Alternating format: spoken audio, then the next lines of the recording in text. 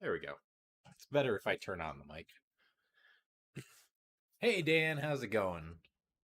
Yes, I wonder too. What are the animals gonna get into? 'Cause now they are animals. All right, that's what we ended on. Did we go any further than that last time, or was it just when? Turned to the dog, and that was it. Yeah, Sirius just turns into the dog in front of Lupin, and then who knows what mischief they can get into now.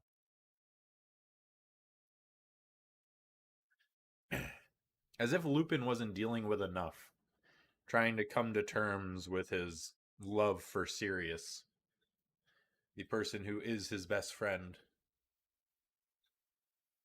Now, surprise dog.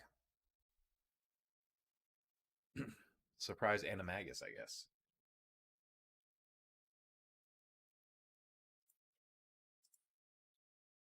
What did you say? Okay. I mean, I'm trying to do like a recap, but that was really it.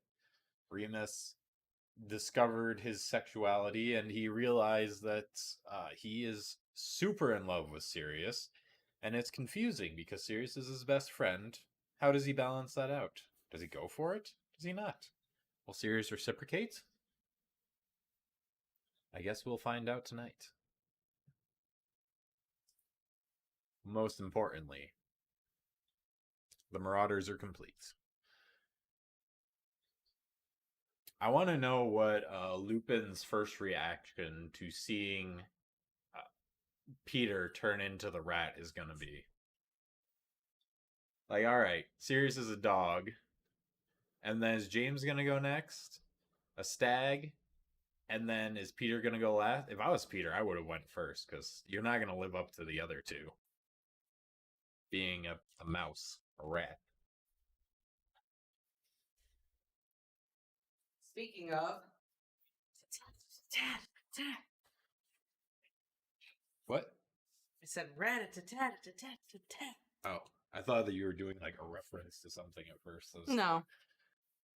No. I was Okay. not. I felt old and out of touch because I didn't get the reference. Oh. Is that something the kids are doing on that Talkie Ticker or something? I am really squished. Can you scooch? Yeah. Thank you. You can even scooch that table a little bit. Yeah, that's better. All right. I just feel like I'm always like stuck. Yeah, Ratatouille. Wonder if Peter's a good chef. Hey, little chef. That's what I mean. I think Voldemort says that to him. He's a chef. Well, we know he knows how to brew a Dark Lord stew. With Nagini milk. Oh yeah, I wonder what type of recipes he's come up with Nagini milk. Whipped Nagini cream.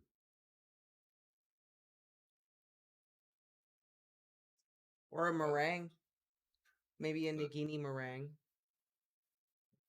So is that why Nagini doesn't have any babies? Wormtail ate them all?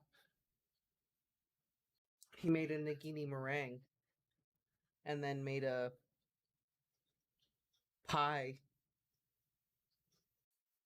Because the British loves pies, right? The British love pies, so... I don't know, is that a thing? Is that a real thing? Do the British love pies? I don't know. Maybe I'm British then, because I love pies.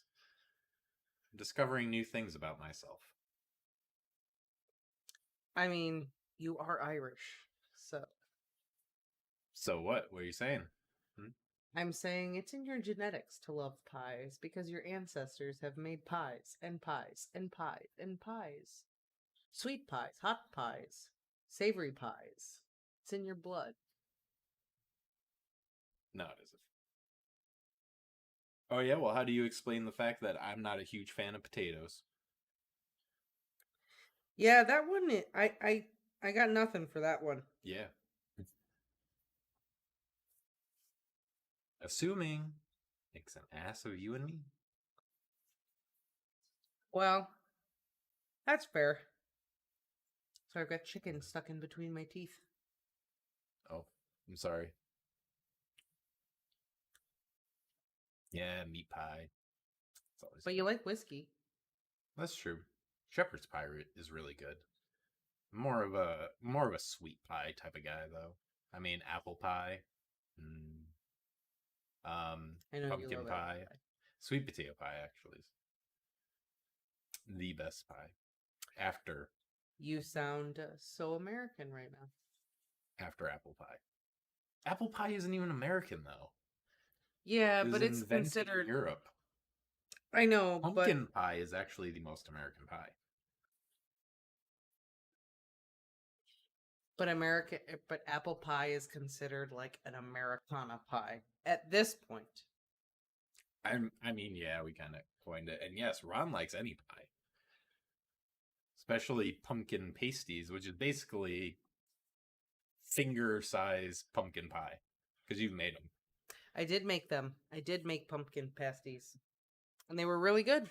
And they very much tasted like mini pumpkin pies. Yeah, they're so good. They're dangerous. Pumpkin pie on the go. When you don't want to sit down and eat pie, but you still want pie. Well, I guess it's a good thing that Harry's favorite dessert is treacle tart. Yeah, I'm not a huge fan of pickle tarts. Too sweet for me. I just think about treacle tart and it makes my teeth hurt. You know, we haven't learned what the Marauders' favorite food is yet.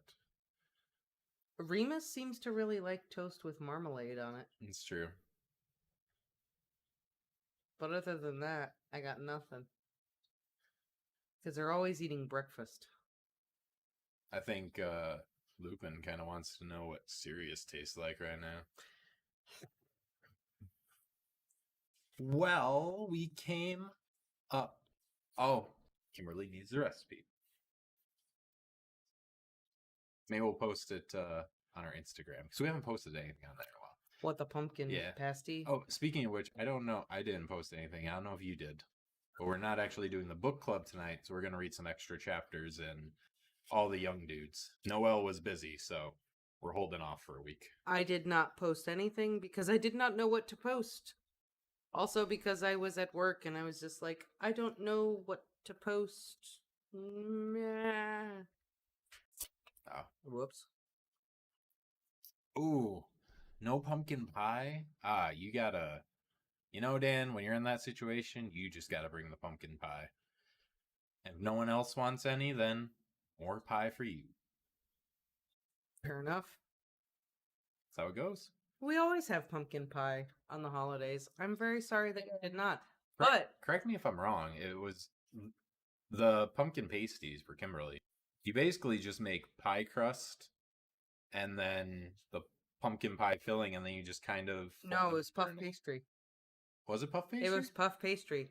So you could straight up just buy puff pastry, roll it out, and then cut it out how you want it, how big you want the pasties to be.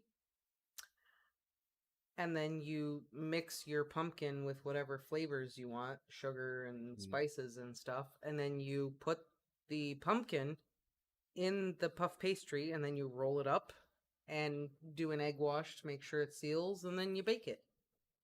It's very, very simple. Maybe we'll have to do a Harry Potter cooking stream one of these times. Unless you want to make your own puff pastry, in which case, go ahead. I'm good. I'm not doing that. I've watched the Great British Bake Off. I'm not doing it. I'm not. I see the struggle. I am not making puff pastry. I am not making phyllo dough. I'm not doing any of it. Nope. Why do I need extra anxiety when I have enough anxiety just by myself with my own brain functioning on a daily basis? Fair enough. I wonder how much anxiety Lupin is feeling right now that Sirius turned into the dog in front of him. That felt like a segue. Really? Yes, it did. Because it was. Yep. How was it? It felt like a segue, so I don't know. Is it supposed to feel like a segue? I don't know. I guess a good segue doesn't really feel like a segue, so mine wasn't a good segue. I guess not. But very nearly good. Yeah. It's better than saying just, let's read. So, I tried. Read, you stupid. Can anyone make their own spells? Like Snape making spells?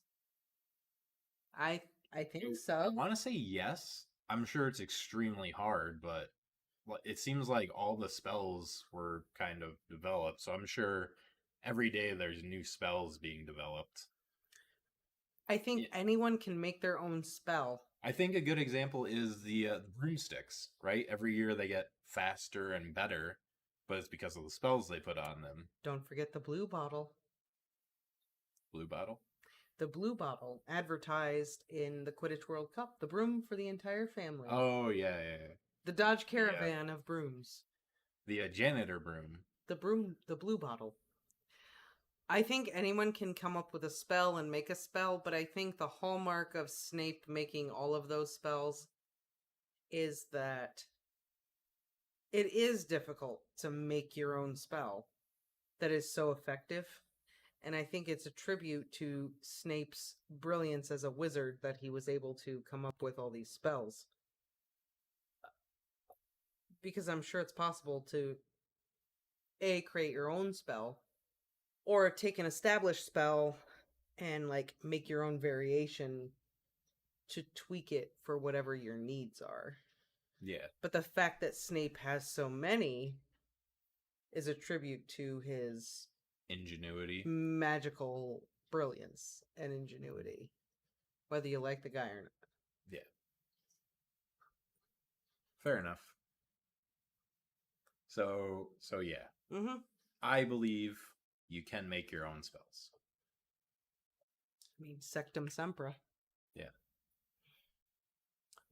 And Lupin says spells here's- go in and out of fashion. Do the- People make them up. Do the spells' names come... You have to do something with the wand. Does the name of the spell go along with it? Or does the name of the spell come from the movement that you have to... I absolutely think it's all intertwined together. Yeah. The name of the spell absolutely has something to do with what the spell does. I'm just saying, I wonder if you could name a spell anything if you invented it. Well, it's all kind of going back to what Bellatrix says. You have to mean it. Mm-hmm. And I think in order to really mean it, you have to mean it. Your intent has to be focused. And thus, I would think that the incantation would also have to be attributed to what the spell does. So you can really mean it because you're invoking what you're trying to do. Like who made Muffly the Auto. Sorcerer and Killer spell? I'm assuming the same person who wrote all the forbidden books in the library.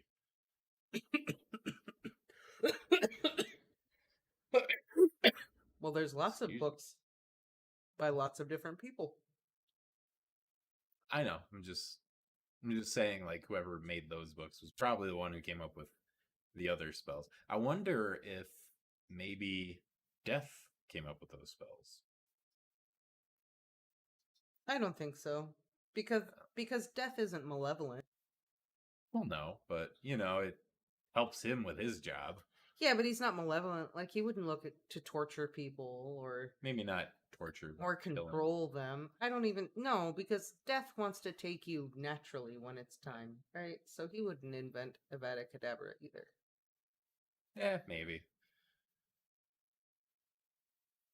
Hey, Michael, thank you. We're so glad we can help you get through your day on the road. Absolutely. Well, and I know that spells in the Harry Potter universe are semi-Latin, English, and she takes from other languages to kind of come up with the names of the spells. It's just interesting to think about, like, could you throw your opponent off? Because later on, we find out that you don't actually have to utter the words to perform the spell. You can do it quietly. Could you, say, I don't know, Leviosa, but then Think. Accio. Expelliarmus Right.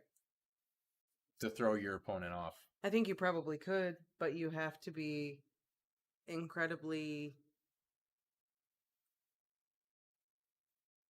in control of what you're doing. Like, I think someone like Snape could do it. I think someone like Voldemort could do it. I think someone like Dumbledore could do it. Maybe McGonagall. But I think you have to be very, very skilled in order to do so. We just never see anyone doing it. I feel like it would be a great move to do, especially in like a fight. I think the Death Eaters. You don't see very many people. I think you don't see anyone do it precisely because it would be very hard to do.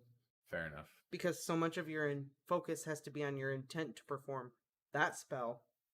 So not only do you have to have complete mastery of that spell, but you also have to have complete mastery of nonverbal spells. And when Snape talks about nonverbal spells in 6, he says there aren't very many wizards who can really do nonverbal spells expertly. Like, it's very hard to just be able to do nonverbal spells all day. To then have a nonverbal spell and then say something else. Okay. So possible, but very unlikely. Not impossible, but highly improbable. Yeah. Yeah. Like, I think Dumbledore could do it, right? What's our favorite trio? The Golden Trio or the Marauders? Well, the Marauders are actually a quartet. But I guess we don't have to count Wormtail. He doesn't deserve to be called a Marauder. Not anymore. No. Ooh, that's a tough one. What about the Silver Trio? The Silver Trio? Is that like Fred, George, and the other one? We haven't really talked about the Silver Trio. So there is a thing in the Harry Potter fandom called the Silver Trio, and they are, and I think they'll be your favorite. Neville, Luna, and Ginny. Yeah. So you've got the Golden Trio, you've got the Silver Trio, and then you've, I guess, got the Marauders. I kind of like the Marauders, not gonna lie. I think I put them above, to be honest. Above Harry, Ron, and Hermione? I don't know. Above Harry, Ron, and Hermione? Well, I don't know. I'm guessing that the Golden Trio is your favorite. I don't know if they're my favorite. No. You can't give me that. All right, you can't. But I shun my opinion like that. But I love Luna. So is this? So is it the Silver Trio? I don't know. You can't ask me to make a split-second decision on something so serious. Thank you, Dan. Yes, Fred, George, and Lee Jordan. I feel like that's got to be some trio. They're the Bronze Trio. No, they're silver, gold. I don't know what else to call them. Yeah, I don't know. Trying to think of like some like the Pyrite Trio. Because they're fools. And they be fooling others. Yeah, the Pyrite Trio. Flying without a broom. Wasn't Snape and he must not be there. Yes. Yep. You're correct. Snape and Voldemort are the only ones to be able to fly without assistance. Yes. But who did it first? We see Voldemort do it first. Right, but that's just the visual. Did Snape teach Voldemort after he came back, or did I would like to think that maybe Snape learned to do it first, and then he taught Voldemort how to do it. That sounds good. I like that idea. Much has changed since you've been gone, my lord. Watch this. And then he taught all the other Death Eaters. No one else flies. Because then Voldemort's not if you're watching the movies. Then Voldemort's like, no, it just must be my power and yeah. Voldemort took a lot from Snape. That's true. Yeah. Well, that's because Voldemort only knows how to take from everyone. Yeah. But for sure. Yeah, Kimberly, mine's Dumbledore too. Dumbledore's the man. I mean, we know. We know. If anyone has watched us for a period of time, you will know that my favorite teacher is Snape. Well, but a very close second runner-up Slughorn is Professor Slughorn.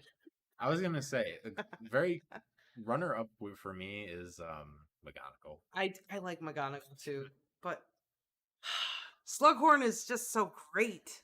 He is. I love love him too, Slughorn. But Have a Biscuit Potter is such an iconic moment. Not to mention her and Umbridge. It's the only good part about Umbridge being at the school is we got to have that. It should have been in the movie. It really that scene should have been in the movie. I don't know why it wasn't. It's a tragedy that they didn't put that in there. Yes, you like Snape, and he is against Snape and straight up hates him. Facts. Yep, that's true. Slughorn, Lupin, Crouch Jr.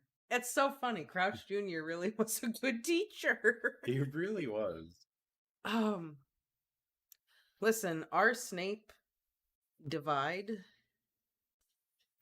keeps the energy alive. Lockhart was great. A great teacher, not so much. But entertaining? Oh my god, I do love Lockhart. Lockhart was so much fun. Here, sign this. Sure, why not? Do you want my signature? Absolutely. You want me to autograph something? Right on this line, right here. Lupin. Yeah. Lupin's a good dude. Yeah. He's a great teacher. Arguably Harry's first real father figure, I think. Like, real father figure. Yeah. Well, yeah. So I'm gonna say Dumbledore, but not really. Or not by the point. Hagrid. Not by the time he meets Lupin. I was gonna say Hagrid too, but Hagrid is not a father figure. No. He's more of the fun uncle. He literally almost got Harry and Ron killed in book 2. He is not a father figure. Follow the spiders. Like I said, fun uncle. Yeah, absolutely. Definitely not a dad figure. Great at parties, but you don't take life advice. Hello, Juliet. Hagrid should have been. Listen, right, of all the teachers, maybe Dumbledore aside, excluding Dumbledore, who taught Harry the most? Snape. Severus Snape. He did. Unintentionally. I mean, regardless of intentions, regardless of whatever, you could argue Harry did learn the most from Snape. You could argue Barty Crouch Jr. also No. taught him. No. Not as much. No. How did he defeat Voldemort? By using the spell that Snape taught him. How did he save Ron from dying from being poisoned? The thing that Snape taught him. I'm just saying. Fair enough. Snape taught him everything he needed to know. Also traumatized him. Yeah. I will acknowledge that. Also traumatized him. But still. Yes, very much. All of his useful knowledge. I wonder if Lex is right. Yep, see, I'm right. Snape taught him the most of any teacher at Hogwarts. Here. Yep. I think I brought this up in one of the videos in the discussions. Do you think the therapists just obliviate parts of people's memories?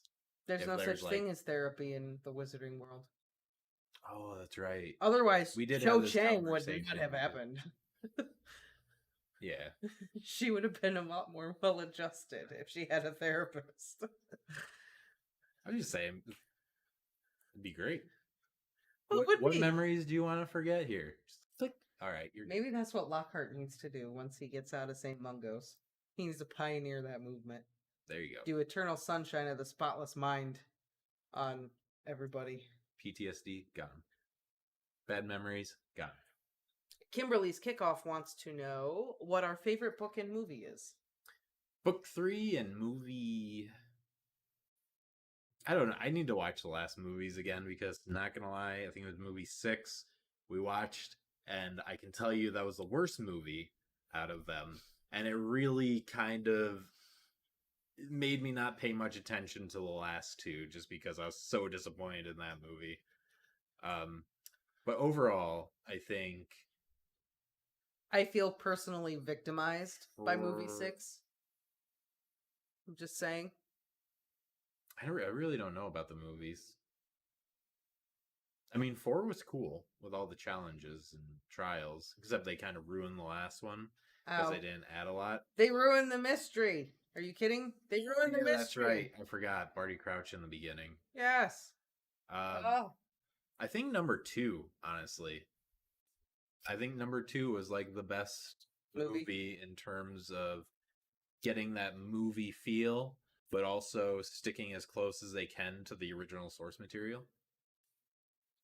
And still making it interesting without any long stretches of narration or anything like that, you know? Like I said, I feel personally attacked by movie 6. Yeah. That one hurt me. Harry Potter with the spotless mind. Yeah, right? Movie 6 hurt me, and I have still not recovered. So that's definitely the worst movie. Yeah. And it's so funny too because 6 is like most people's favorite book. It's such a good book. It's such a good book. Which kind of makes it wild that it's not my favorite book because it's Snape's book. It's Slughorn's book. It's Voldemort's book. Right? Because you learn everything about Voldemort. You get Slughorn. It's literally everything you needed to know about Snape. You'd think that would be my favorite book, but it's not. It's high up there. I love Half-Blood Prince. I love Half-Blood Prince more since the last time we read it than prior to. But my favorite book is 7.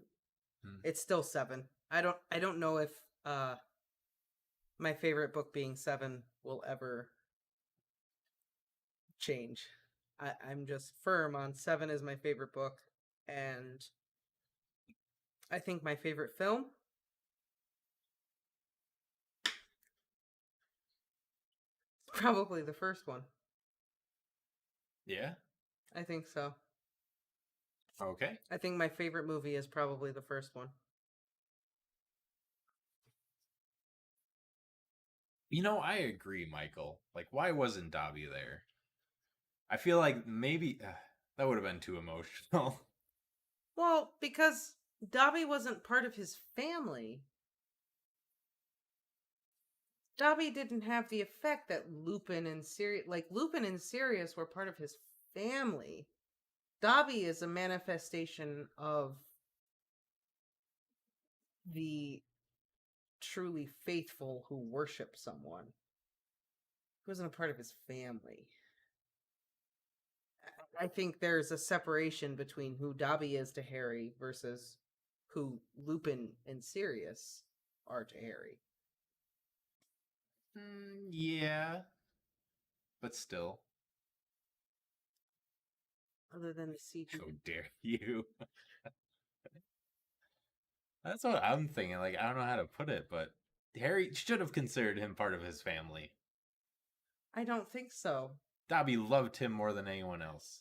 Well, yeah, he did. Dobby probably loved him as much as his mother. Maybe not that much, but pretty close. But the love is different. Dobby's love is worshipful.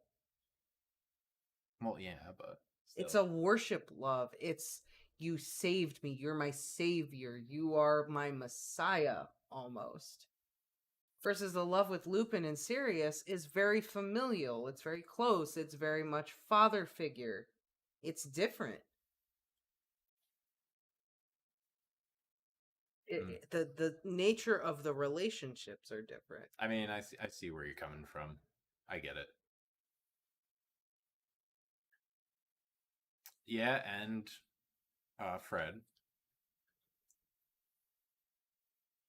The Weasleys is his family. I know, but that's not the point of the Resurrection Stone is to bring back the people who are the most important to you in your life, the people you loved most, Who did Harry love the most? I know. He loves Fred. He is his family, but he's not Lupin, and he's not Sirius. And he's not his mom and dad. Well, no. I mean, who knows? Maybe Lupin is his dad. I mean, when you think about the origin story of the Resurrection Stone, Mm-hmm.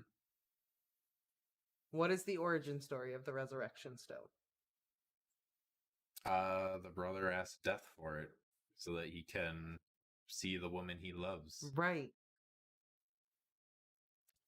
It's all about bringing back someone who you lost that was so viscerally painful to you because your connection to them was so strong that you feel like you can't live without them. Who are those people to Harry? Lupin, Sirius, his mom and dad. Not Dobby, not Fred. As much as it's awful that they died and how terrible it is as a reader. They died for Harry, and Harry didn't even love them. That's what we're getting from this.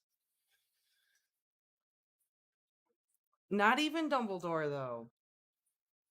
Because Dumbledore's death didn't devastate Harry like Sirius's death, or his parents, or Lupin. Because his parents' death affects him in the sense that it's just this gaping ache that he constantly feels, that he's trying to find. He lost his parents. Well, yeah, but and so he's trying to. He spends all these books trying to find his family, right? Yeah. So I think Dumbledore's a reasonable argument, though. Yeah, but because Dumbledore is like in the same position as like Lupin or Sirius. I don't think so, because he wasn't that close to Dumbledore. He didn't see Dumbledore as a father figure. He saw Dumbledore as a mentor. It's not that close emotionally. And he had all these conflicts with Dumbledore after Dumbledore dies.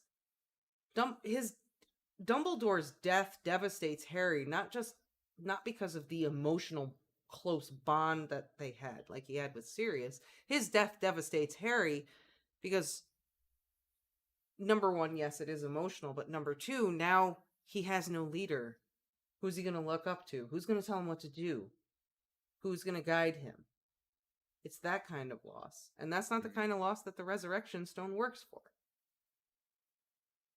Oh, okay. Definitely not Snape. He hated Snape. Are you kidding? No way. He's not going to see Snape in the Resurrection Stone. Plus, he doesn't learn about the things with Snape until... That would have been so funny, though, if Snape showed up. Leave me alone, Potter.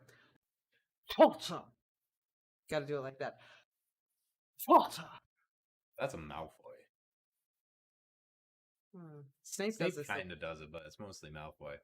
Yeah, I don't think they did Lupin justice in the end either. Not in the movie. No. In the book, definitely. Yeah. His death in the end of the book was devastating. Mm-hmm. Devastating. Yeah, I don't know. I've said it before, I'll say it again. I think to do the story of Harry Potter justice, you need to do a TV show. Because there's too much to fit into just some movies. Dan makes a good point. Dumbledore also shows up in the chapter King's Cross. Yeah. So why would you have him show up with the Resurrection Stone when he shows up at King's Cross? It's more meaningful to have Dumbledore show up then anyway. Oh, yeah. Because it's his last moment to guide. If you're arguing the technicalities of the stone, he looked through the stone first before he went to King's Cross, so... Right, and that's why Dumbledore wasn't there, because it wasn't Dumbledore's place to be there. Dumbledore's place is to see him after, because he's his mentor, he's his guide. He's not his father figure, he's not his very close loved one. And yes, the Marauders TV show, there we go. I mean, I'd be down for that. 100%. Yes, you Lola! Yes, you Lola! Lola, you want to come sit over here, Lola? Who wants Lola to come There was a sit over? fan fiction that Harry visited Lupin and Tonks's grave and he found adoption papers on their grave.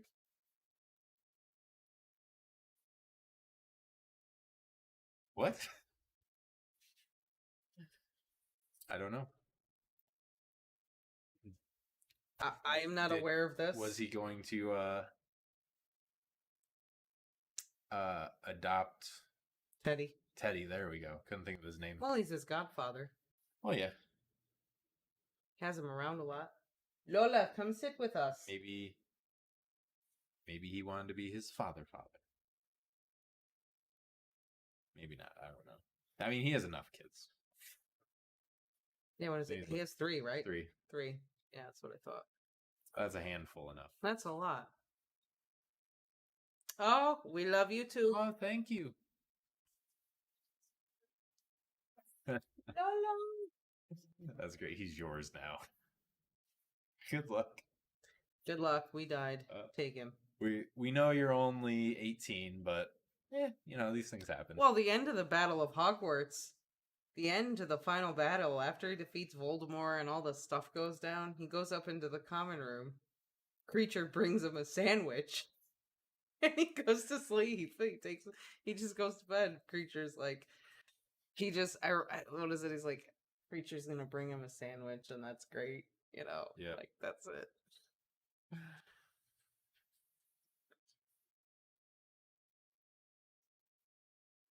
That's true. I wonder if Harry ended up keeping Creature. Or if he left Creature at Hogwarts. That's a good question. I don't know. I feel like Harry would have left Creature at Hogwarts. A Drarry fan fiction. Isn't that the Draco and Harry, like, love connection fan fiction? Yeah, and there are lots of them. There's not just one. There are thousands of them. Okay. I know, yeah. We had a commenter like a while ago that was very into the idea that Draco and Harry were together. In love with each other? Yeah. I don't see it, but you know. You can I don't see it because it doesn't exist. It's not there. I don't know. I guess I could kind of see it in the same way that well, no, not really. I guess in the same way that no. I don't. It's like that kindergarten playground like love, you know? I'm gonna throw my crayons at you. It's enemies to lovers is what it is. Yeah. What do you believe Creature did to ministry people that showed up at Grimmauld Place? Well, I think he did what he did to Mundungus Fletcher. He hit him in the face with a frying pan. Do you remember in book 7 where he hits him and he goes to hit him again and Harry's like, "No, stop, Creature!" And Creature's like, "Just one more for good measure, master." I think he beat the crap out of him. That brings up another point about the movies. And why didn't we see the army of house elves come out into the battle? I don't know. Hacking at people's shins. That was one of the best parts of the whole fight, and they didn't put it in there. And what a waste, because that's one of my favorite parts, where they're stabbing people in the ankles with kitchen utensils. James and Sirius. Let me just tell you, there are fan fictions pairing every character pairing imaginable. There is Snape and Sirius, Snape and Lupin, Snape and Peter, Snape and Voldemort, Bellatrix and Snape, Voldemort and Harry, Voldemort and James, Lily and Dumbledore, McGonagall and Creature. Like, now that would have been a twist ending. That would have been such a twist.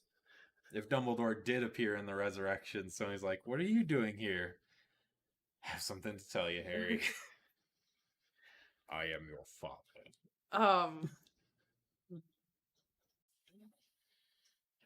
Voldemort and Voldemort. Why not? Quirrell and Voldemort. Hagrid and Hermione. Literally Hagrid and Hermione. Okay, I mean, whatever. Hagrid and Ron. Hagrid and Draco. Hagrid and Harry. Okay, we get it. Hagrid gets around. No wonder he invites everyone down to tea. Hagrid and Voldemort. Voldemort and Voldemort. I mean, it's possible, yeah. Why not? Him and Nagini. Open that diary. Let magic happen. I feel like that's the only person. Lockhart and Snape. Voldemort is the only person who Voldemort would sleep with. That's right. That's yeah. He's perfect. like Loki. Yes. Yes. Voldemort is the only person Voldemort would want to be in a relationship with because the cursed child is not canon. And it didn't happen. I haven't read it. I'm not going to comment on that. Yeah, they didn't include spew. It's SPEW, Walt. It's spew. Well, that's because if they include spew, then they'd have to include all the house elves. And Winky would have had to been in them. Didn't want to do that. Yeah. I'm sorry. And Creature would have to be. SPEW not being in the movie was one thing, but not putting Winky in the movie? For real? Not putting Winky in the movie? Come on. Hooch and Sprout. Hooch and Sprout is very popular. That is a very popular pairing because you know they're lesbians. Spooch. Spooch. Sprout. I like Spooch. I think Spooch. Spooch sounds better. It's a very popular pairing. It's very popular. Oh boy. Are you kidding me? I've searched the interwebs and I've seen Fred and George. No. I've seen it. No. Fred and George. They spoochin'. That's why Hooch is never there to referee the games. When Slytherin does all their bullshit. She's too busy in the garden. Rooting around.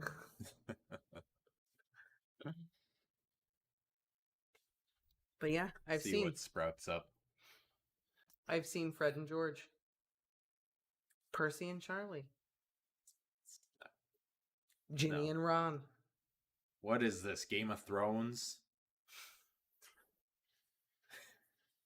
Well, when you start digging into the Black family tree, yes, it is Game of Thrones. Oh, well, we knew about that. That's fine, whatever. Fan fiction writers have at it with that. That's canon, actually, so. Ew, get a broom.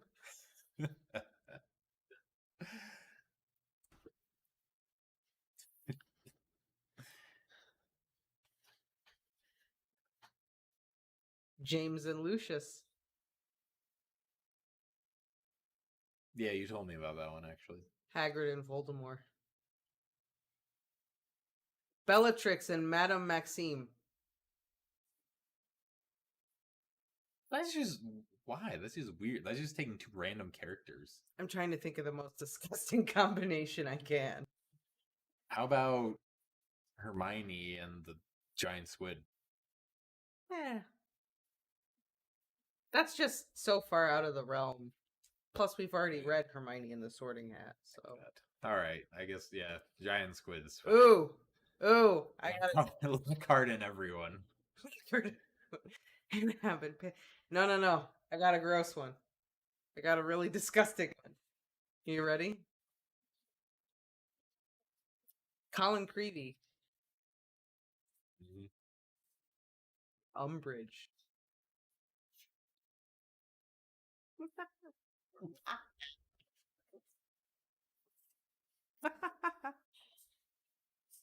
Okay.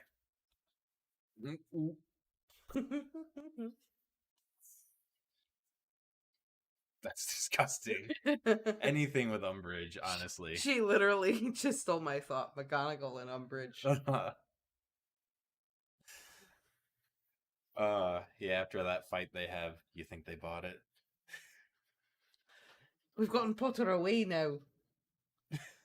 Dolores! Now, take this bow out of your hair. Take out that bow!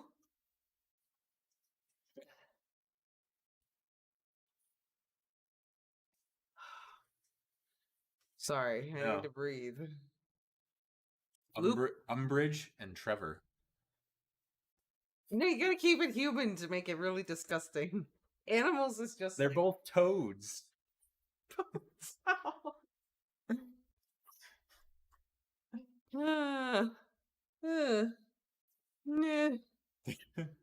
Just saying. I know.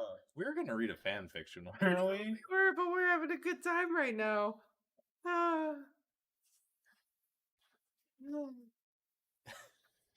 Umbridge. really like that one. That's funny. Umbridge and Quirrell. It's a threesome.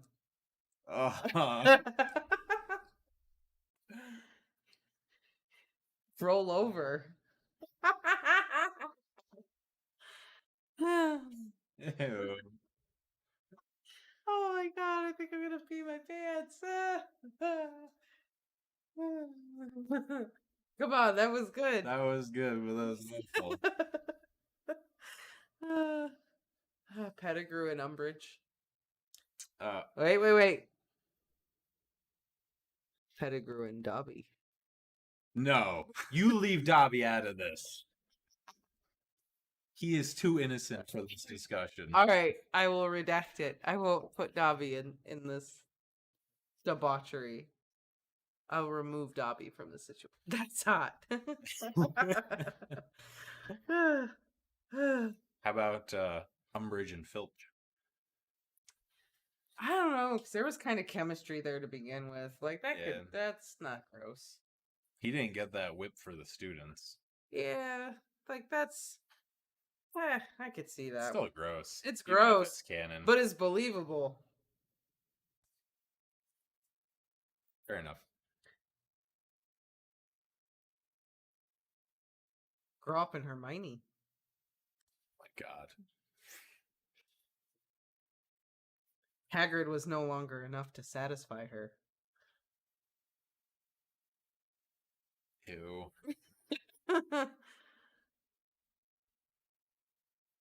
What if J.K. Rowling did? What if she did? It'd be great. I'm sure she's got some insights and some funny ideas. Tell us. Yeah. If Filch and Umbridge were actually getting together. And whether or not Madame Pince was jealous. Exactly. I think so. Probably. Because her and Filch had some dynamics before Umbridge came along, so.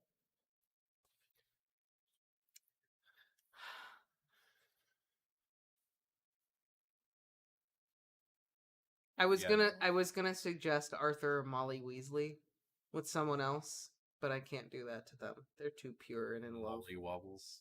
Molly Wobbles. They're too pure and in love. Umbridge and Friends. She was gone for a long time. She was gone for a hot minute. She was gone for a while. Trelawney and Firenze. Saying. Been on with us since before COVID. That's awesome. Oh, wow. That's a hot minute. Yeah, because we didn't. Before people started staying home, we really didn't have that many subscribers. I think we may have just reached 100, something like that. Maybe 150, somewhere in there. So yeah, we didn't have a lot. No, we didn't. Bane on Umbridge. Mars is bright tonight. Ew. Listen, we're going there. I'm going there. I gotta pee real quick. All right. Jeez. Well. Oh man, I love how we're just like, all right, the most disgusting people, and no matter who we choose, one of them has to be Umbridge. It's just a given.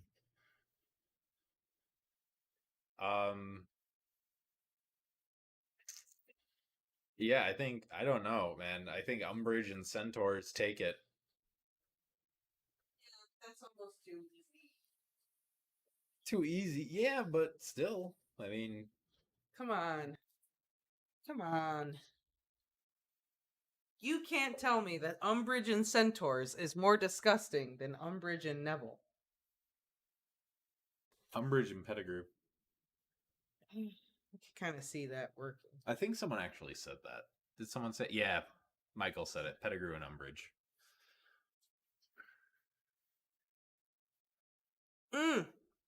Oh, yeah. Mm-hmm. Rita Skeeter. I was going to call her, like, Rita Beetle.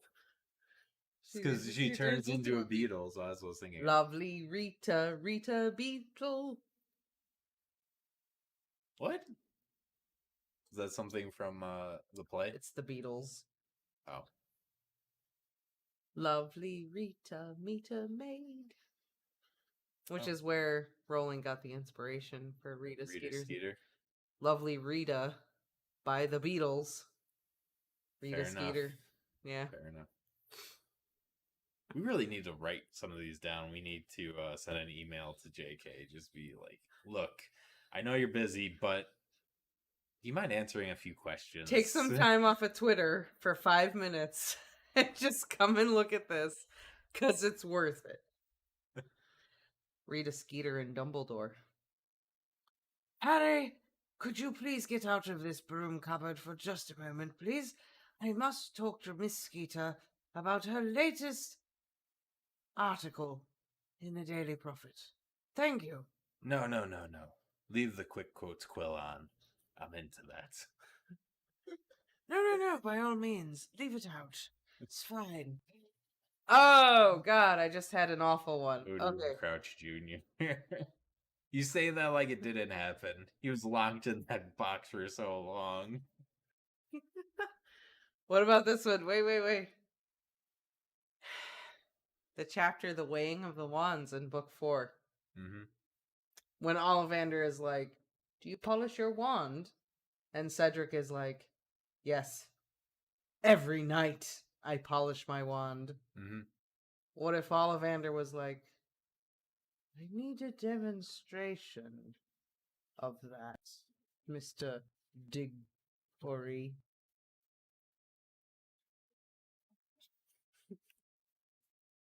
Ollivander's like 150. What, a man can't have needs at 150? Well, yeah, but Let me discover the core of your wand. nah. I don't like that. Let's see it spark. Oh man, now I'm getting disturbed. So what's the next chapter in all the I entries? don't know. Let me look at my phone. I'm running out of couples to fanfic. I think I could keep going. I need to calm down because my brain is on overdrive with that right now. Deep breath. Moody and Oh. Junior. You could call that Crudy. I thought of one Crudy that's Jr. really awful, but it's so awful that it might offend people. Should I say it anyway? Chanwills? Alright, I'm guessing that's No.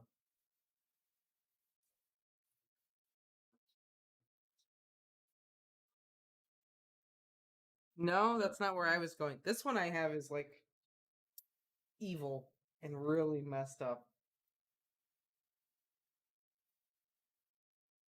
Go on. No, this is more too far than Dudley and Harry.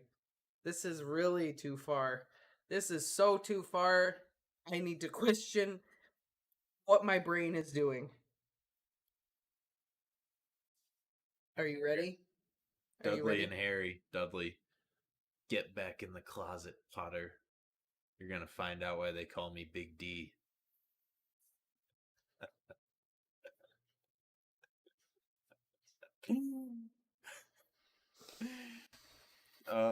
Sirius and Crookshanks. No, mine is more horrifying than that. Well, we're waiting. Are you waiting? Are you Yeah. ready?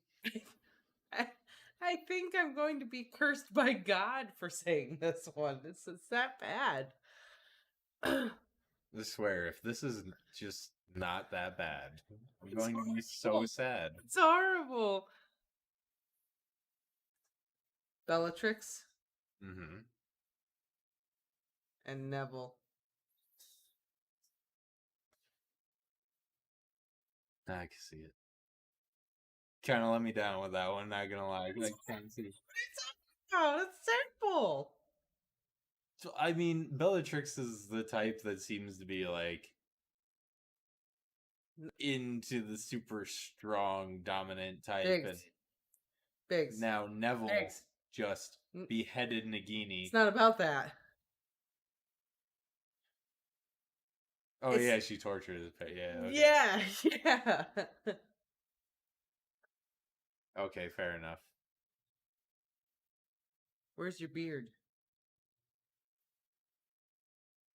Oh, mine? Oh, I've had it. No, mine. That is a good question. Where'd it go? No, I've had it shaved down for a while now. Sorry. Really, I thought Bellatrix and Neville was disturbing, but apparently no one else did. Okay. I thought that one was messed up. It's still here. I never shave it completely off, but I trimmed it down. Blasphemy. I agree. It's just so much upkeep. Lola! All right. Lockhart and Mrs. Longbottom. Ugh. What's in the cup? Tea? Tea. Tea. For real, tea. Whiskey. Nope, tea. Right. I drink before I film.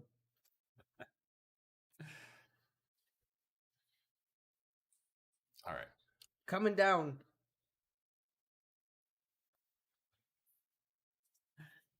This was high energy for me. Yes. Quotes tea. Lola, why would you sit on top of the coffee pot when you could sit on my lap? Ask her that question. I'm getting it. The coffee pot's warmer. Then my lap? Nagini and Peter. Ooh, probably happened. If you believe some of the ways that Voldemort was reborn. Yeah, really, our tangent. We're like, oh yeah, well, we're not gonna have a book club today, so we'll get through a lot of chapters. No, we're just having discussions about who would make the best love fan fiction. Yeah, we wasted an hour with that. Now we're gonna maybe get through a chapter. Well, yeah. I mean, this is normal though, for you to cut out like an hour of discussion because we go on a tangent in our videos. A silly tangent about what would make the worst fan fiction. Well, that's usually what it is. It's a tangent about something completely unrelated to what we're discussing. Fox and the Sorting Hat. Fox and the Sorting Hat. That one's the yuckiest, actually. Yeah. Is that the yuckiest? Yeah. Yeah, that's. I don't know. They're alone in Dumbledore's office an awful lot. No, I won't believe it. How do you think they arrived together to fight the basilisk? Oh, no worries, Kimberly. We will be live again. Not this Saturday. Next Thursday. Next Thursday. Yep. And we're gonna stream twice next week, so it'll be next Thursday and then Saturday afternoon. Not this Saturday. I want that Doda. Oh, nice. What'd you have to eat for dinner, Dan? What? Trevor snacks. That's what he had. Trevor snacks? Yeah. Will do. See you next time. See you next time. What's the next chapter called? It's called I Want a Doda. Oh, steak. Look at that. Oh, I could go for a steak. You I know could what always go for a steak, though. You know what I could go for? What? A Doda. She's so lovely. A Doda. Mooney and Co. That's Mooney. The name of the next chapter. That's the worst part. We've been wasting time, and it's the chapter where we get to see what they do on their adventures. Where do they go? What do they do at night? Hump Sirius's leg. Ew, but Sirius is a dog. Okay. Yeah. Well, let's find out. Okay. But what about the Doda?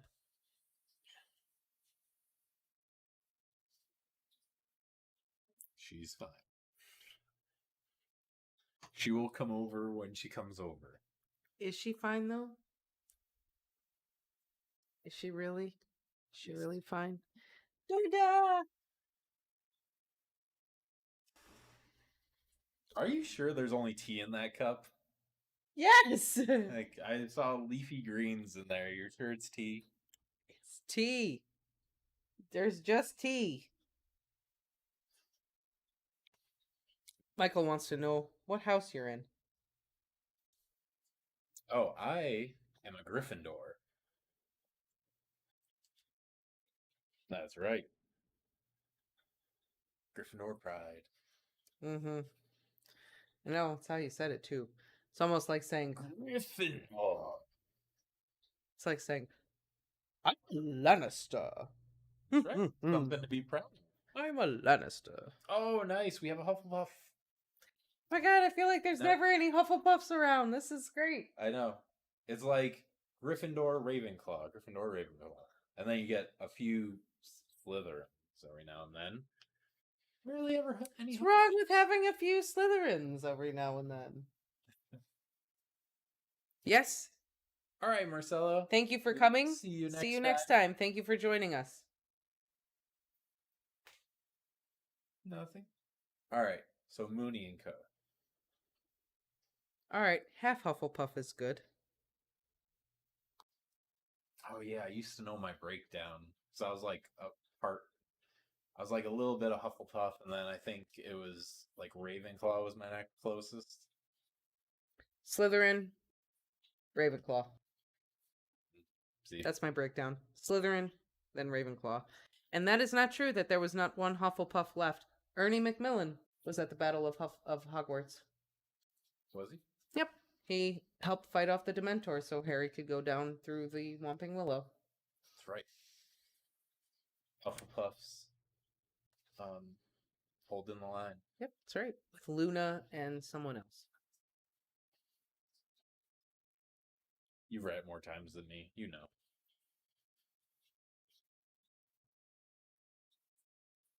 Oh, yes. Oh, Okay, got you. I thought you meant that there weren't any left to fight. I got you now. Yeah, they did all. Nope, most of them stayed. That's right. Most Hufflepuffs stayed to fight.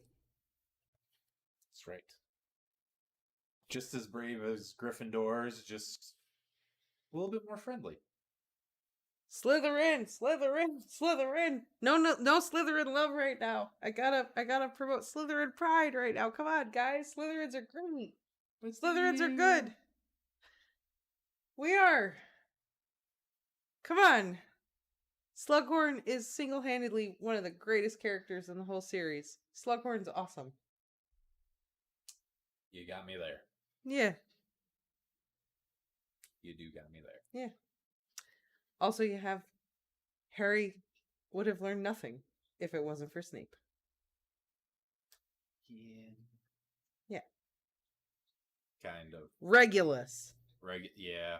Okay. Selfless. I will accept. Champion of House There's- Elves. Yeah. Yeah. Fair enough. Yeah. Okay. Merlin. Sorry, had to say it. Merlin.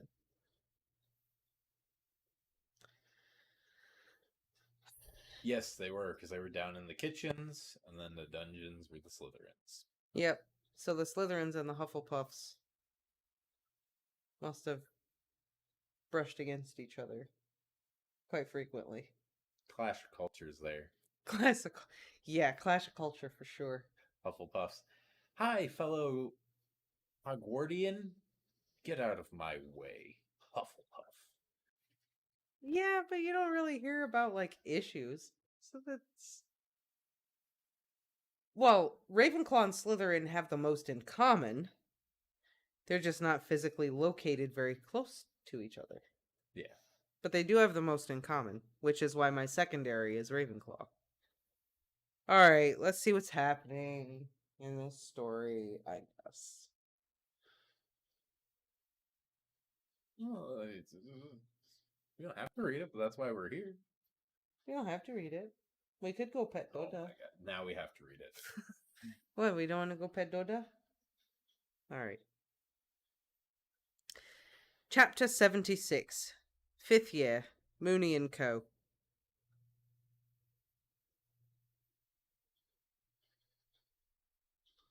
What am I reading right now?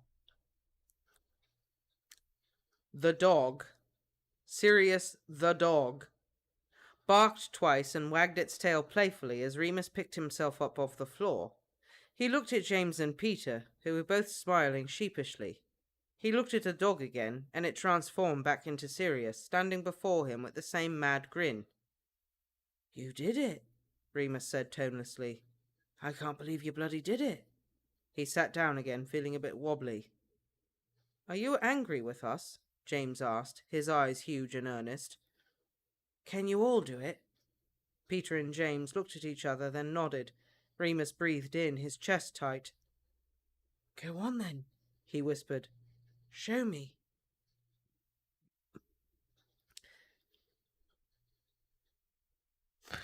Jesus Christ.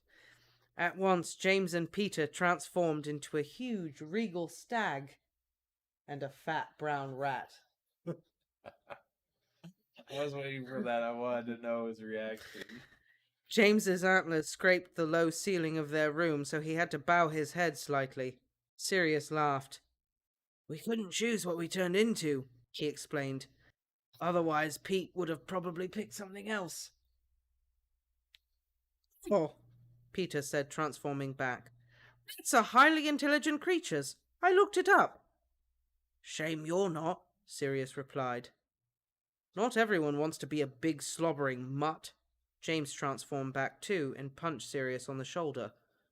"All right, Bambi, calm down," Sirius smirked, ruffling Peter's hair. "Just having a laugh, aren't we, mate?" Peter smiled back. He did look pretty happy. All of them did. Remus was still speechless. He watched them all as if they were strangers. Had they really done this? Some of the most difficult magic, which required skill, concentration, and above all, patience. Just for him? "Remus," James asked, looking serious again, "you aren't angry, are you?" Remus frowned, then shook his head. No, not angry. I just..." He rubbed the back of his head, closing his eyes. "I knew you'd do it anyway. I knew you'd try, at least. You never listened to me." "We're sorry," James said, forlorn. Even Sirius had stopped bouncing about. "Don't be sorry," Remus said, quickly opening his eyes. "What you've done is amazing. You lot are amazing. I don't know what to say." He cursed himself for not being able to thank them properly, for feeling everything so strongly, but being unable to put it into any words. What was the point of all that reading if it didn't give you the words when you needed them? He looked up again to find Sirius watching him. His smile was calmer now, and the light of understanding shone in his eyes. Remus's heart skipped a beat. "Thank you," he said quietly, just to Sirius. "Anything for you, Moony." Sirius grinned again, and suddenly everything was back to normal, and the dorm room was just their dorm room, and these incredible people were just his friends. "Come on," Sirius said, brightly, addressing all of them. "Let's go down for dinner. We've got a long night ahead of us." "Tonight?" Remus said, surprised. "You want to try it tonight?" Of course, he thought. This is why they chose this very last moment to reveal themselves. "No time like the present," James smiled. "You want to spend another night alone in that horrid shack when you don't have to, Remus?" Peter said earnestly. Remus thought about this as he followed the others down the many stairs and corridors to the great hall. He did not like being alone, right before the moon or after it. He assumed the wolf didn't like being alone either, judging by the pain it caused him. But he always had done it alone. It had never been a question before. He didn't speak at all through dinner, picking at his plate listlessly.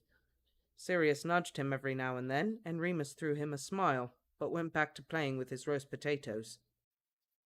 "Remus, you're not eating," Marlene said, concerned. "That's really not like you."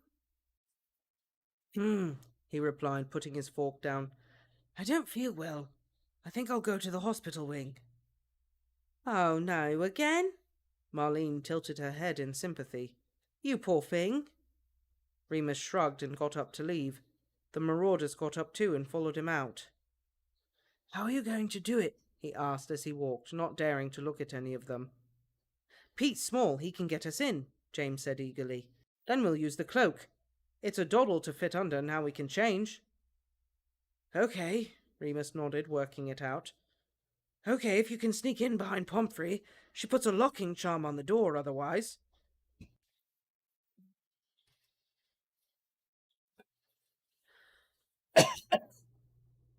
Great, Peter nodded enthusiastically. We'll do it, Remus, we will. Outside the hospital wing, he turned and looked at them all. It helped to be tall at times like this. You know, I might kill you all. They looked back at him without wavering. Sirius straightened his back. You won't, Remus sighed. Okay, see you in an hour or so then. And with that he entered the infirmary without looking back. His heart was hammering in his chest, part excitement, part terror. It was dangerous. So dangerous that his head hurt. But he'd told them no once before, and this was the result. He could only hope they were quick enough and clever enough to escape if things went wrong. And if they couldn't escape, he hoped that at least one of them would be brave enough to do what was necessary to ensure the three of them survived, even if it meant he wouldn't. You all right, dear? Madame Pomfrey asked, surveying him with worried eyes. I know the first night is a bad one. It's okay, really, Remus said, sitting down on his little cot as usual.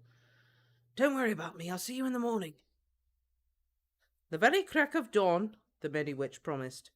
She gave him a quick kiss on the forehead before bustling out of the room. Remus breathed in deeply and looked round. Are you there? He breathed into the empty room. James appeared suddenly, pulling back the cloak. Sirius and Peter quickly followed, transforming back from their animagus forms. I don't think I'll ever get used to that, Remus blinked. He bit his lip nervously and tried to smile, gesturing at the dingy room. Welcome to the Shrieking Shack. Moony, James said, looking deeply troubled as he took in the surroundings. It's horrible. It's okay. It's better than a cage. It is a cage, Sirius said, sounding fierce. When will it happen? Peter asked, suddenly standing between the two. Remus rolled his shoulders carefully to see how the ache was coming along.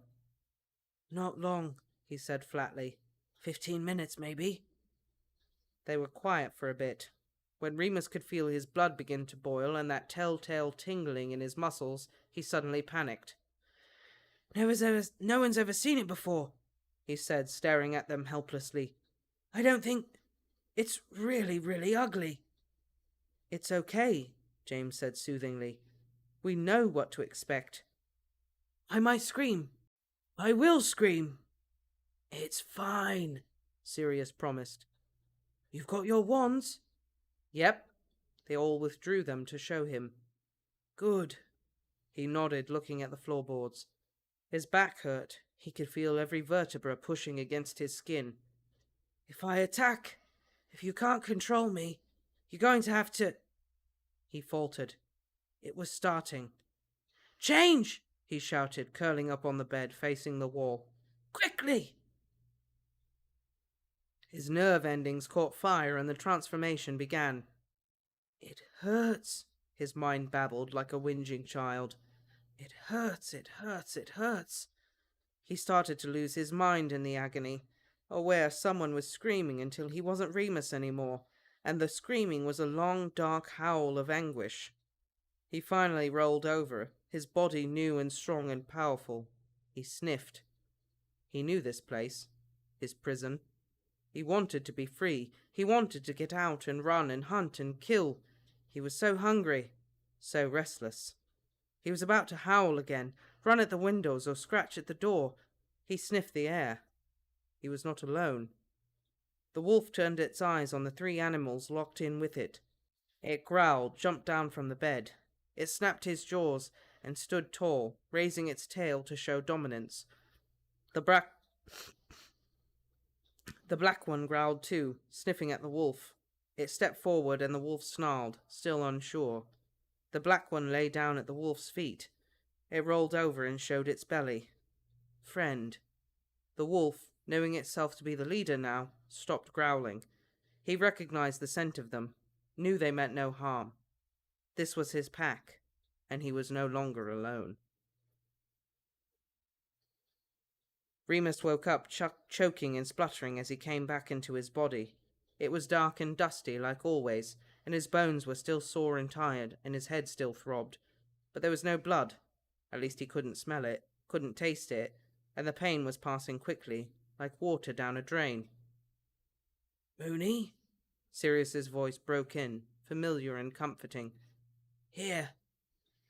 Remus felt hot with shame as Sirius handed him a blanket to cover himself. "Thanks," he croaked, wrapping it round himself. He squinted as his vision unblurred, the shapes of his 3 friends swimming slowly into view. "Everyone okay?" "Fine," Sirius beamed. "Better than fine. It worked, Moony."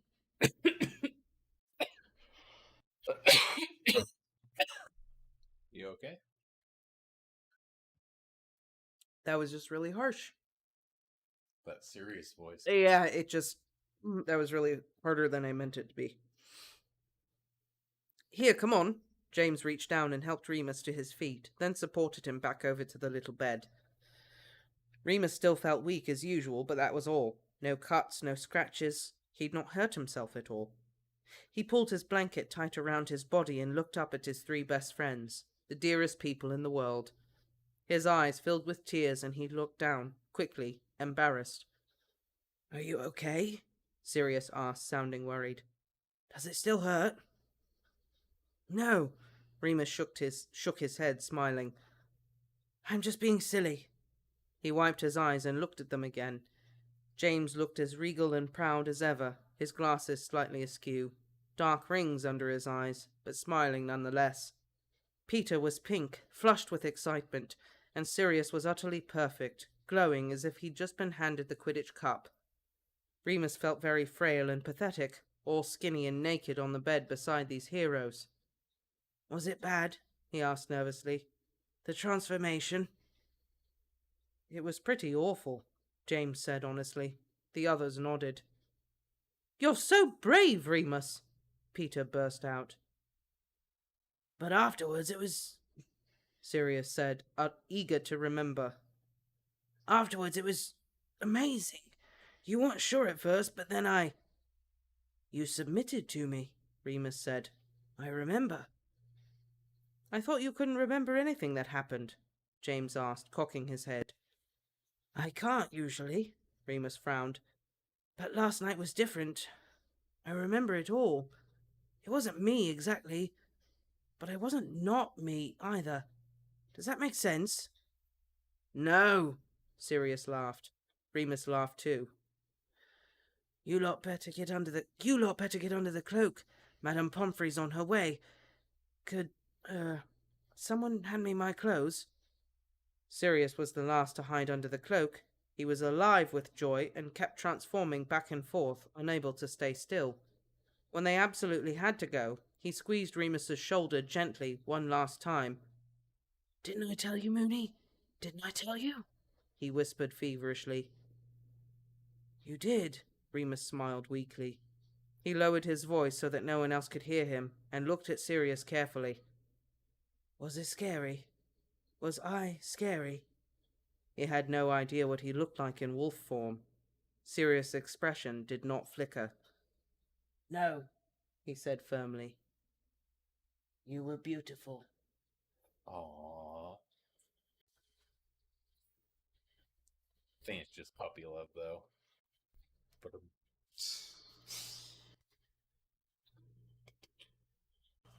you know, when he was talking about being in wolf form and then he's found his pack, Yeah. all I could think of was The Hangover. When he's talking about his wolf pack. Is Remus Galifianakis? Right, yeah. I can't think What of was his his character's name? name. Yeah. All I can think of is the actor. Leader of the pack. Yes. The leader of the pack. Vroom, vroom. So yeah, there it is. We didn't get much insight though, but at least he remembered something. Ed Sirius thought he was Beautiful. Also, that James was a regal stag. And Peter was a fat brown rat. And not James. Sirius was glowing like he just won the Quidditch Cup. Yep. Supreme. I know, it was so great. Sirius, the big black dog. James, the regal stag. Peter, fat brown rat. Oh man, Peter.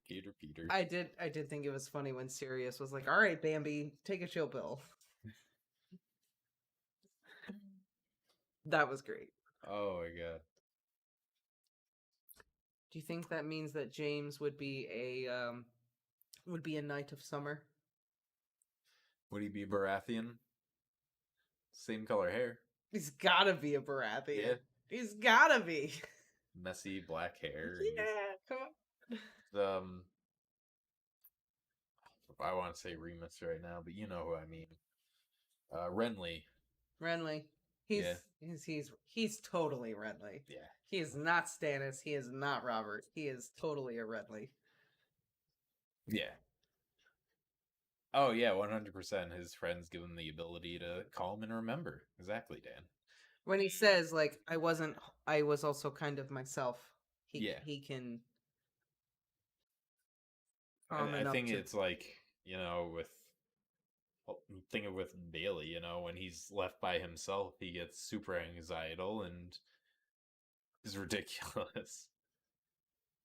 But when we were watching your dad's dog and he was here, he didn't have that problem because he has someone there, keep him calm. He has 4 cats. That's insane. It was pretty powerful, wasn't it? It was a great chapter. Pretty awesome chapter. What's the next chapter? What's the next chapter? Doda. It's called Doda. Where's your phone? There. Right here. I don't know if we're gonna have time to read it. Oh yeah, we'll have time. It's not even 8:30. We have time for one more.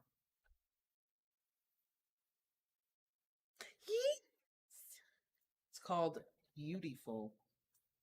Oh, is it gonna be like Sirius's point of view about how Remus was this beautiful wolf?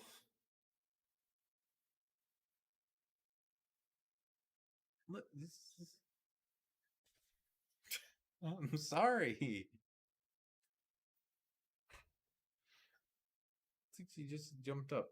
Look, she's going over to you. It is Doda. It is my Doda. It is my Doda. My baby Doda. I'm not sure. We'll have to wait and see. But are you getting the vibes that maybe Sirius has the same feelings for Lupin that Lupin has for Sirius? I don't know. I think it's possible because Sirius is definitely dropping some big hints. Mm-hmm.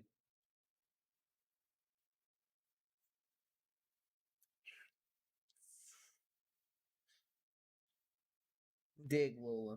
Dig. Don't tell her to do that. Oh, your nail stuck there. Okay. So, beautiful. You beautiful, Doda. Beauty and the Beast. But who's the beauty and who's the beast? Doda. Remus. Doda. Remus is the beauty and the beast. Hi, Boban. Hi, Bobans. Maybe Sirius figured out for himself, like Remus did, that he was gay, and he noticed Remus like staring at him. Or he's much more confident. Maybe he just had the same issue that Remus had where he saw him and, it's the whole twisting of the stomach. It was like, oh, all right, I'm going to go for this. Maybe Sirius is bi. Maybe he's like, yo, I like both. I mean, that's a possibility too. Yeah, that's true. Lupin has what's-his-face. How's Grant going to feel about all that? Figure that out in the summer. Wow. Okay. See how you operate. That's where obliviate therapy comes in. Is that what you say every day I go to work? All right, gonna figure this out before she gets home. Yes. But then Lola just comes and gives me affection. That's not what I meant, but okay. You caught me. I do cuddle with my coworkers a lot. Coworker being the cats and Bailey. Bye-bye. Mostly Bailey.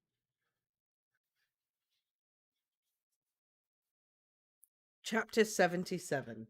5th year.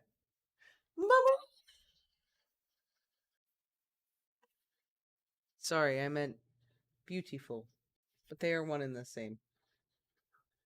Ba-dum. Content warning for brief mention of homophobic violence.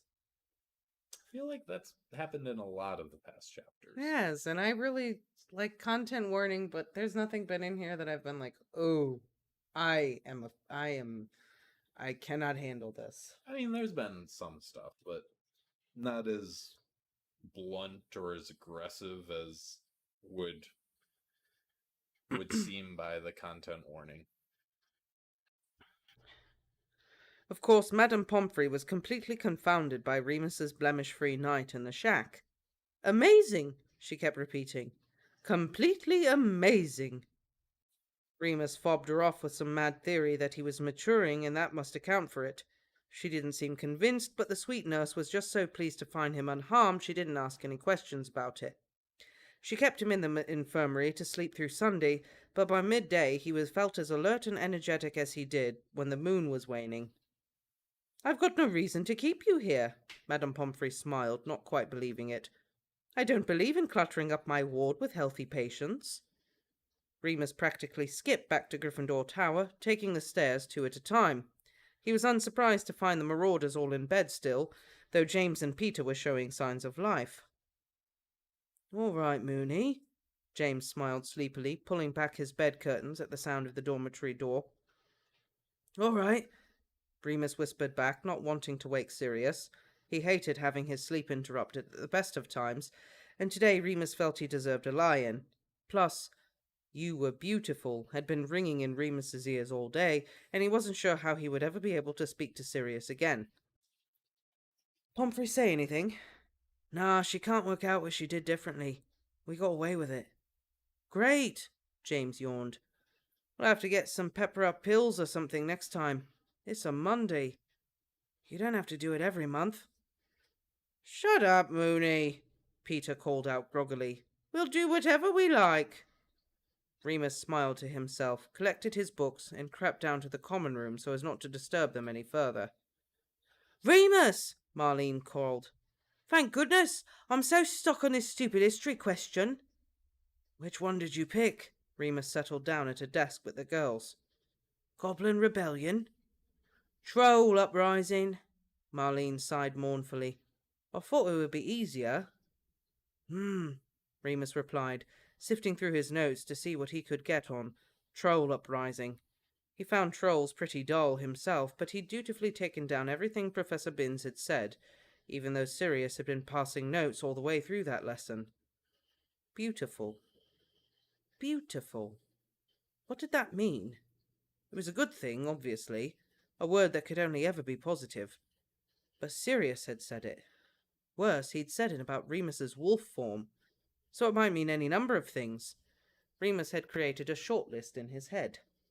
For example, you were beautiful might mean 1.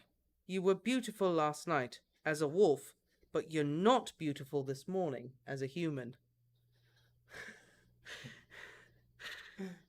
2. You were beautiful last night because I was a dog, and dogs are in a good position to judge canine beauty. 3. I'm telling you you were beautiful, even though it isn't true, because I don't want to hurt your feelings. Number 4. I think you're beautiful all the time and would very much like to snog you. I think it's 4. Definitely 4. I think it's what Dan said. Overthinking? Yes, 100%. Remus was willing to admit that option 4 was the least likely. He finally found the notes and passed them to Marlene. Skim through and let me know if you get stuck. Some of it's a bit confusing, but I've got some good tricks for remembering the key dates. You're a lifesaver, Remus, Marlene gushed, looking relieved. At least you'll finish your transfiguration essay. Mary frowned, looking just as frazzled as Marlene. I'm so behind, I'm going to be up all night. Number 4. Do you need a hand? Remus asked, reaching for his own transfiguration homework, which just needed a quick proofread before it was ready to hand in. Oh, no thank you, Mary blushed, looking down. Sirius promised to help, actually. You know, 'cause he's really good at transfiguration. Marlene giggled. And he's asked her to go to Hogsmeade with him. Oh, has he? Remus asked, his mouth suddenly very dry. Yeah, Mary grinned, looking very pleased with herself. Remus couldn't blame her. Lucky cow. I know I dumped him before, Mary said in a harsh tone. But we were just kids then. He's much more mature now. Lily. It was a year ago. Lily gave a sarcastic snort, but didn't look up from her own work. Remus just smiled and nodded, looking down at his charms textbook. He wasn't much in the mood for homework now. Mary and Marlene continued to giggle and whisper about Sirius. Remus gave himself a stern telling off. It wasn't fair to feel the way he did. Not fair to Mary, not fair to Sirius. In fact, it was incredibly selfish. Sirius hadn't spurned him or set out to hurt him deliberately. Quite the opposite. Sirius had gone out of his way to make Remus feel safe and comfortable in his own skin. It was horribly ungrateful of Remus to get upset over a stupid thing like this. Really, it was none of his business who Sirius went to Hogsmeade with. Remus himself had never had any interest in Mary MacDonald, so the churning sick feeling in his stomach was completely out of place. And his friends were allowed to have girlfriends if they wanted. It was normal. Sirius deserved a bit of normality after the summer he'd had. He thought about it all evening and into the next day, about Mary and Sirius, and you were beautiful. Would Sirius tell Mary she was beautiful? She was beautiful, it would be a fair statement. Not just her soft curves and chocolate brown eyes, but the spatter of freckles on her nose, her warm brown skin, which had never been spotty, like every other teen in their year, but glowed like mahogany. Her laughter, her humour, her quick wit. She was a good match for Sirius. The thing was, Remus decided, if a boy told a girl she was beautiful, there could really be no doubts about what his intentions were. Boys telling other boys...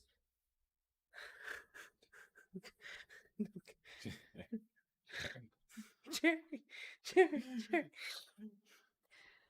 Boys telling other boys they were beautiful was a bit blurrier, especially when neither party had all the information. After all, Remus repeatedly told himself, Sirius had no idea what he'd been up to all summer.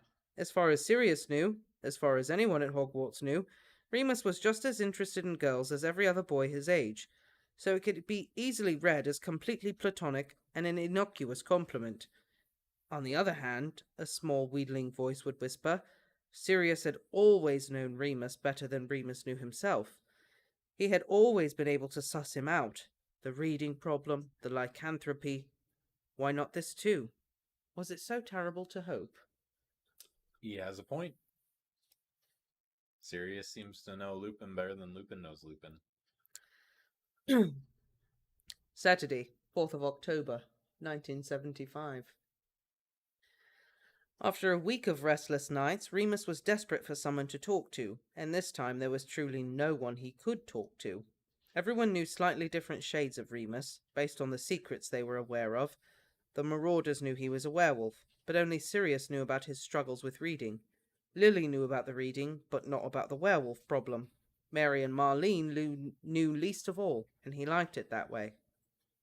There was only one person in the world who knew about his newest secret, and that person was nearly impossible to get in touch with. However, Remus was more than just a werewolf with reading problems and a gargantuan crush on his best friend. Above all things, he was a marauder, and nothing was impossible to a marauder. Last year, Mary had told him there was an old Muggle phone box on the outskirts of Hogsmeade which was still in service. All he needed to do was to get to it without anyone asking where he was going, and make sure Grant was waiting on the other end, back in Essex. The first part was easy. Sirius and Peter would both be occupied on the next Hogsmeade weekend with their respective dates. James, though, he'd asked Lily out several times already this term. He would be a loose end, but much less nosy than Sirius. Remus thought he could get away from him without much effort. Getting a message to St. Edmund's was much more difficult, and in the end, Remus settled for Owling Matron. He wrote her a quick note explaining that he would not be back for Christmas. This was completely redundant, as so far he'd not spent one Christmas at St. Edmund's since he was 11, but it served his purposes. He enclosed a second envelope addressed to Grant Chapman with an even briefer note. Saturday, 4th of October, phone box on station approach, 12 p.m. After that, Remus just had to hope for the best. Hogsmeade weekend arrived, and Remus had somewhat forgotten that, as a prefect, he had certain duties to perform, which slowed him down a great deal. He and Lily had to check all of the third year's names off their list of students who had the correct permission slips, then lead them all down to the village. Luckily, James soon grew bored of following Remus down, bringing up the rear of a long line of excitable 13-year-olds, and he disappeared off to look at the latest Quidditch supplies. In the end, Remus did not make it to Hogsmeade until 12:30, so when Lily was finally satisfied that they'd shepherded the last third year, he had to run as fast as he could to the edge of town, praying no one noticed him.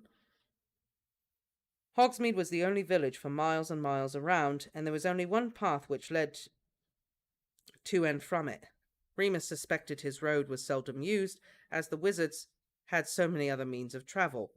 The tall red phone box looked very strange then, standing by itself, surrounded by lush green Scottish hillsides. Remus thanked his lucky stars it was unoccupied. He'd been worried he'd arrived to find some muggle-born student already in there, tying up the line. But no, he was quite alone. He opened the door and stepped inside, punching in the number as quickly as possible. It only rang twice before a crackly voice answered on the other end. It seemed to say. Hello, can you hear me? Remus said loudly into the receiver. Watcher, Remus, Grant's voice returned, slightly tinny, but much clearer and as cheeky and cheerful as ever. Remus felt at ease for the first time in weeks. Thor, been waiting an hour in this bloody box. Sorry, Remus said. Took longer than I thought to get away. You got my message then? I did. Very flattered, I must say. Missing me, are you? Of course, Remus said quickly, and he realized he meant it. Sirius had been a distraction of epic proportions, but he had to admit he felt a bit lonely without Grant around. How are you? Same old. How's school? Fine. What's up? I wanted to ask you something. Go for it. Well, you know that day when we were, in the early summer when we were sitting outside and you snogged your face off? Remus felt himself blushing hard against the cold plastic receiver. Yeah, well, I wanted to ask, how did you know? Oh, God, Grant sighed heavily. Who is it? What do you... You fancy someone, right? Some posh boy at school, and you want me to tell you what signs to look for. See if he fancies you back. Remus blinked. That was pretty much exactly what he wanted. Yeah. Well, Grant said, sorry I let you down, my old duck, but I've got nothing for you. 9 times out of 10 they don't fancy you back, so don't get your hopes up. 8 times out of 10 they'll beat the living daylights out of you if you even try it on. Hope he's not on the rugby team or whatever it is you toffs do. No, I don't think he would. He wouldn't. He's my friend, Remus ended lamely. You ever done anything to make you think he's one of us? One of us?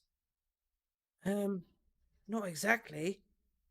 He got a girlfriend, or is it a boys-only school? Always fancied going to one of them. There are girls, Remus sighed. And yeah, he's actually gone out with a girl today. Well, it don't sound like your luck's in, mate. I mean, it might go both ways, but I don't know how likely that is, to be honest. Yeah, Remus sighed. He called me beautiful, he wanted to say. Surely he couldn't be so cruel as to say a thing like that and not mean it. Through the silence that followed, Grant laughed softly on the other end of the line. Oh, Remus, love. Real stunner, is he? I don't know what to do, Remus replied, closing his eyes and leaning helplessly against the booth. Nothing you can do. It won't last forever, don't worry. You'll move on. Just look after yourself. Thanks. Any time. You back next summer, eh? Yeah. Christmas? Probably not. Shame. Crap here by myself. Have to play footy yesterday. Thought you hated football. Nah, I just told you that so you like me. Remus laughed. Though the phone call had not taught Remus anything he hadn't already known, he felt a lot better for it. He headed back into Hogsmeade with a spring in his step, looking forward to a visit to Honeydukes before finding his friends and the Three Broomsticks. Grant was quite right. Of course Sirius was a no-go. Eventually Remus's feelings would cool off. The new positive outlook did not last long. Remus had no sooner set foot back in Hogsmeade when Sirius Black. Severus Snape appeared. Close. Slinking out from an alleyway between two cottages. Lupin, he said coldly. He looked worryingly calm and collected, his beady eyes fixed on Remus. Boba. At 15, Snape was even more awkward-looking than he had been at 11. Adolescence had ravaged him. His limbs had grown gangly, his nose was even more hooked, and he had a terrible case of acne, which put Remus in mind of the itching powder prank in first year. All right, Snivellus, Remus huffed, walking past. Foraging in other people's bins, are you? Severus walked alongside him, smirking. What were you doing, leaving Hogsmeade? None of your business, creep. You were gone for almost an hour. Did you follow me? You're up to something. That sounds familiar. Get lost or I'll give you detention. It's a complete joke that you got made prefect, Severus said, quite out of the blue. Snape had not been made prefect for Slytherin. Though I suppose you're the best of a bad lot. Look, you're not going to get a rise out of me, Remus said through gritted teeth. He would walk faster if he could, but his gammy hip was playing up again. I tell you to bugger off back to your mates, but I know you haven't got any. I know about you, Snape hissed. Care home brat. This care home brat beat you last year at arithmancy and history. I'll find out what you're up to. Well, good luck. Remus knew he'd done a good job of covering his tracks, even if Severus found out he'd made a phone call. What did it matter? I don't really know what's got you wound up, Snivellus. Not enough first year to curse or something. There's something not right about you, Snape said, falling back now as a gang of 6 years approached. Lily doesn't believe me, but I'll work it out, so you watch your back, loony Lupin. Remus swore at him and marched off toward Honeydukes, hoping he looked more careless than he felt. Hey, Kimberly, welcome back. Alright, so Snape. We finally get to see him again. We were just talking about how we really haven't seen Snape in a long time. Missed the pranks that we had in the beginning of this story. I agree. Poor Snape covered in acne. Probably all that greasy hair flopping in his face. How did Snape not get prefect? Maybe he's just... I think Lucius Malfoy would. Well, Lucius Malfoy was prefect, I think. Wouldn't Lucius have graduated at this point, though? Maybe by now. I mean, technically in the story... doesn't Lily say in Book 5, that she doesn't like his friends Malfoy and Mulciber and blah blah blah. I'd have to double check the text, but I don't remember if Malfoy. I thought Lucius graduated like 2 or 3 years ahead of them. I don't remember. I know he's in The Prince's Tale, and Lucius Malfoy like welcomes him to the Slytherin table, but Yeah. I think if Snape had been prefect, we would know. Yeah, Malfoy's way older. I mean, maybe it was just an oversight by this author, not making. I know Malfoy and Snape were at school together. Yeah, but Malfoy's older. Yeah, no, Malfoy is older. I thought he was prefect in. I don't know. Yeah, I wonder who made prefect instead of Snape. But I guess it makes sense that Snape wouldn't have been prefect. I was gonna say maybe he wasn't prefect material. He was good. He's a smart student, but maybe he just wasn't up to par for prefect status. Loving Snape as much as I do, Mhm. he is not prefect material. Not even close. He's also not detective material. Are you sure? He always says, "I'm going to find out." He never finds out. But he has the suspicion and he knows. Suspicion is one thing, but Listen, evidence. if you have an invisibility cloak, it's really hard. Evidence is completely different. That's what I'm saying. As far as Harry is concerned, invisibility cloak. That's hard to Snape fight. comes up with his own spells. He can figure something out. I know. Stop But- blasting. Yeah, but McGonagall got Moody in trouble for doing a spell on. Can you imagine what would have happened if Snape stupefied Harry Potter? What do you mean? Like, say he just started firing off spells and hit Harry in the invisibility cloak. Yeah. How do you think Dumbledore would have taken that? Depends on what Harry was doing at the time. Sneaking. Yeah. Well, I don't know. Harry was just in the prefect's bathroom that one time. Wouldn't there be like a spell you could like put a mist or smoke in the air and you could see things, if you're moving Also, through, you see the smoke third moving. the third year when Snape knows Harry did something, it's because Dumbledore put Harry up to it. I mean, at that point, yeah, Snape would probably get a reprimand for that. Dumbledore is probably like, "Drop it, Severus. Drop it. Drop it. Please. Drop it."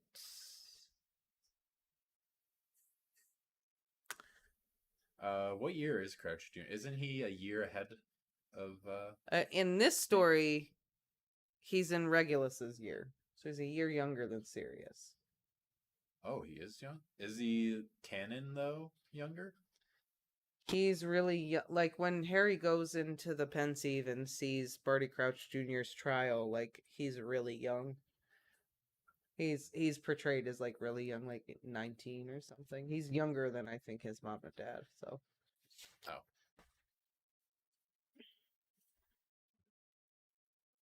You attacked a student. Yeah, like McGonagall does to Moody. You attacked a student. I would imagine that would be the response to Snape jinxing Harry. Yeah. Also, okay, maybe Snape isn't the greatest detective, but he's also the only person who has grounded suspicions about things. Well, yeah. So, I mean, he knows, but I'm just saying he's not very good at proving his suspicions. Detectives can have suspicions all they want, but unless they prove it. well, yeah. I mean, Snape does. It just... Then he's sworn to secrecy by Dumbledore after. Well, yeah. He figures it out. Yeah. And then gets his revenge 13 years later by telling all the Slytherins at breakfast one day. Oh, yeah. Lupin's a werewolf. Oh, did I say that? Oh, don't tell all your friends and everyone over at the Gryffindor table. Especially don't tell your parents. Yeah. Don't tell your parents at all. I can't believe they've been letting a werewolf teach you guys defense against the dark arts. What? Oh, you didn't know? Oh, I'm so stoked. Just keep that on the down low.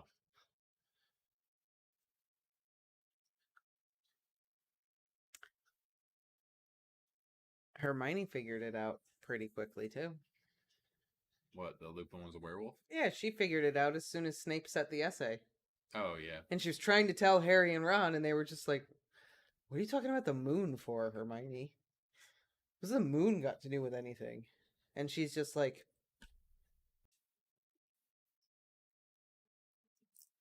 okay. So she keeps it to herself. Yeah. Why didn't she just say something? Could have saved a lot of time. Maybe she thought they wouldn't believe her. Maybe she was second guessing herself. Maybe she was second guessing herself, or maybe she was just like, oh my god, you guys are that stupid. And the disbelief of how dumb they were just stopped her. I mean, that could be it. She did put her foot in her mouth a lot of times in that book, though. Like when she razzes Lavender about her dead rabbit. Wait, what did she say about the dead rabbit? I don't remember. So Lavender's pet rabbit died, and Lavender's like, oh, Professor Trelawney predicted it. She said my rabbit was going to die. And Hermione's like, did she though? Isn't it just a coincidence that your rabbit just happened to die on that day and Trelawney's just pulling shit out of her ass? I mean... So are you saying... I'm sorry about Blinky, but it's Binky. Binky, whatever. Either way, and she's just going at Lavender about Trelawney, and Lavender is just crying about her dead rabbit, and Hermione doesn't understand. She's just like, no, I have to prove that Trelawney is bullshit right now. I don't care about your feelings. It's like, and okay, then, but let's pretend your rabbit wasn't dead. This is about Trelawney, not your rabbit. And then, in kind of an echo of 6, Ron is like, Hermione, chill out about Lavender for a minute. Leave her alone, would you? Stop. And then Hermione's just like,